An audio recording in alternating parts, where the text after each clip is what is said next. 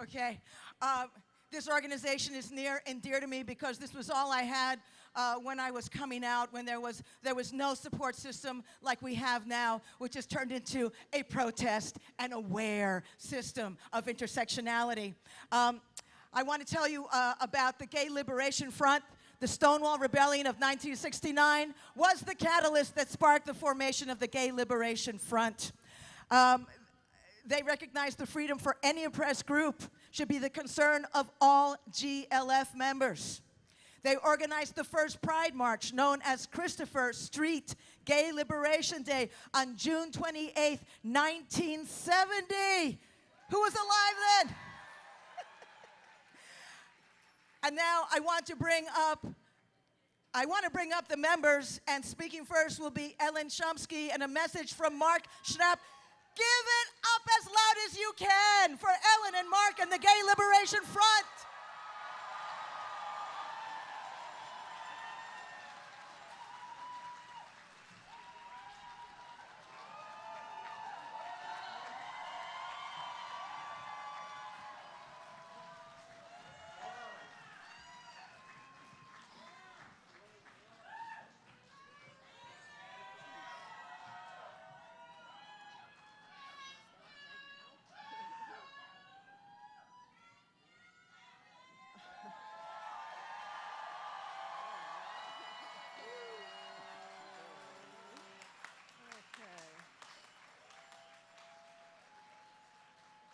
Hi, everybody.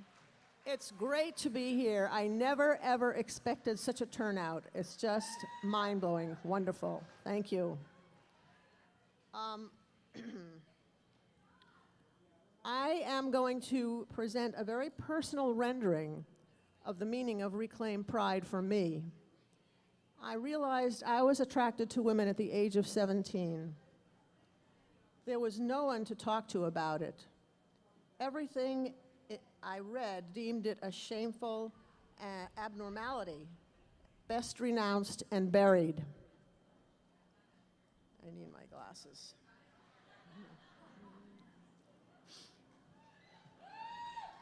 However, the big however, I was lucky to be living in New York City. I was born in Brooklyn, and I was attending Brooklyn College. And I noticed these two women on campus who looked butch and femme, although I didn't know those words then. But I started noticing them on campus, and I started following them.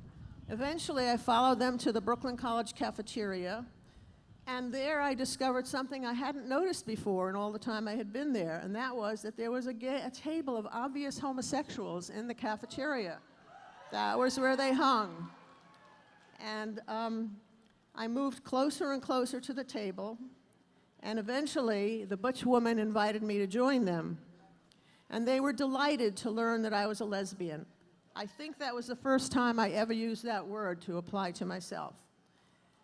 I was very, very lucky to have found a community, and these new friends proceeded to introduce me to the gay subculture of New York City, the bars, the clubs, the streets, the beaches, and the sports, the women's basketball and baseball games. I had found my people and felt held and protected. However, now I was living a double life. I had a community of gay friends, and I also had a totally separate community of straight friends who had introduced me to the social justice movement in the 60s. They introduced me to social justice activism. And all through the 60s, I had, with these people, been protesting and marching for racial equality, against the Vietnam War, for women's liberation. My two defining communities were two entirely separate worlds at that time. Now, I lived near Sheridan Square, and on a night in late June of 1969, I heard about the now famous Stonewall riots. Late the next night, I walked over to Sheridan Square to see what was happening, and I was blown away by what I saw. a blaze of flames. All of the trash baskets on all of the corners of all of the streets that intersect at Sheridan Square were on fire. I was overcome by an uncanny but powerful feeling that something unprecedented and portentous was happening. Nonetheless, as planned, I left the next day for the small French village where I was to continue my studies in photography. My teacher there stressed that I should not shoot what everybody else was shooting, but to follow what was important to me. And I soon began receiving letters from a friend from New York City about the formation of the Gay Liberation Front. And that sparked a life-altering epiphany for me, as I realized that for all the years of activism, I had been marching in a self-imposed closet. For the first time, I really got it that I had been dehumanized, shamed, and pathologized by cultural homophobia into hiding my full identity. No more. I was going home to participate in and document the newborn gay liberation movement. I was breaking out of my closet, and so I did. I returned to New York City and stepped into my new life as a lesbian activist and photo documenter of the gay liberation movement. At that time, Gay Liberation Front identified itself as part of a rainbow coalition of disenfranchised, persecuted groups. And as years passed, which sort of bonded my two communities for me, as the years passed, I watched in awe as our movement grew and grew. But then, gradually, over time, the awe began to include concern. As the once political Gay Pride March became more and more like a Mardi Gras parade, a wild commercialized party filled with corporate-sponsored floats. Yes, we were celebrating hard-fought, newly won rights, but there were many serious, politically charged uphill battles ahead. I feel very proud to have been part of the gay liberation movement that has, with determination, courage, and perseverance, advanced our rights and dignity. At this time, the emphasis on queer liberation feels to me to be more inclusive and to the point, as we recognize that the once clear and codified categories of gender and sexual preference have morphed in multiple directions.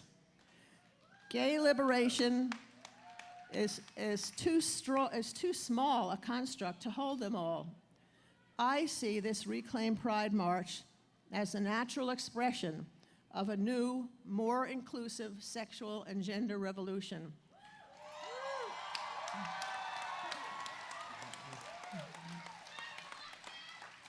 Embracing a full, complex spectrum of identities and self-realizations, all under a rainbow flag. And I end with a comment that I've heard many times over the last few days. No one is free until we all are free. Thank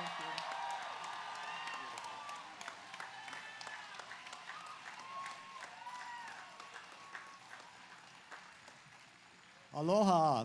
My name is Richard Koob, and I'm going to be assisting Mark Schnapp here as needed. He developed laryngitis yesterday. He's eager to tell you about his path as a queer cis man, and his commitment to social justice. Mark is a bald cis man, this handsome guy right here, wearing a t-shirt that's featuring today's gay liberation design by Michaela Griffo on the front. And on the back of that shirt is a design created by Juan Carlos Vidal for the 1970 Christopher Street Gay Liberation Day March. The original. It's also flying in front of the stage here. We tend to think of this as New York's first Pride, quote, Pride March. And we have all honored the memory of that historic event by following that same route today. Let's see how this goes. Being here on the stage is an out-of-body experience because 49 years ago, I sat in the same friggin' park and it changed my life.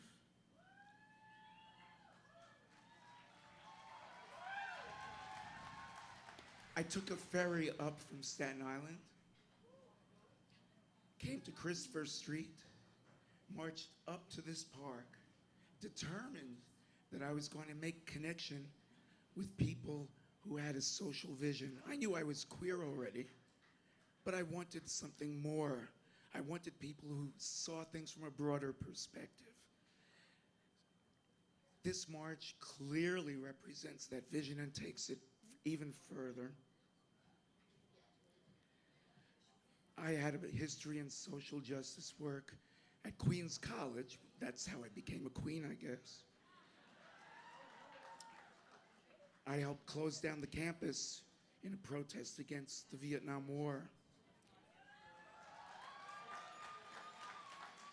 I grew up with a black and white television, and I saw black and white. I saw the fire hoses and the dogs, and I knew something was wrong.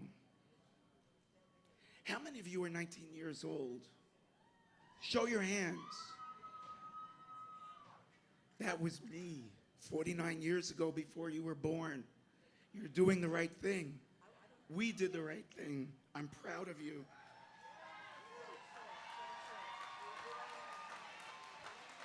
I lost my Google Docs, so I'm just going to say, for every one of you, I see you. You inspire me. I hope our presence here inspire you.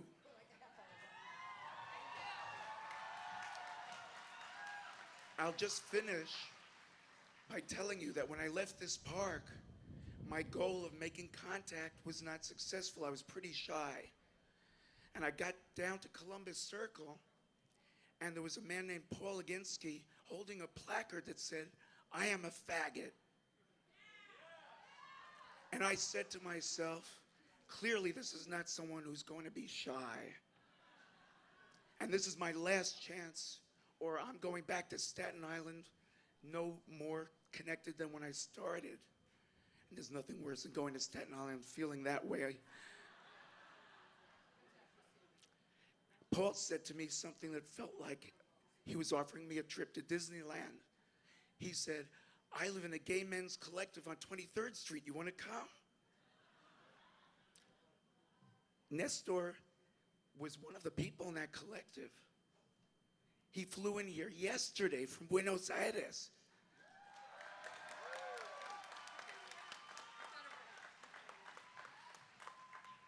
In conclusion, keep it up. Carry the vision forward. I see you, and we hope we'll carry this forward together. And I hope I'll have a voice in an hour. Bye.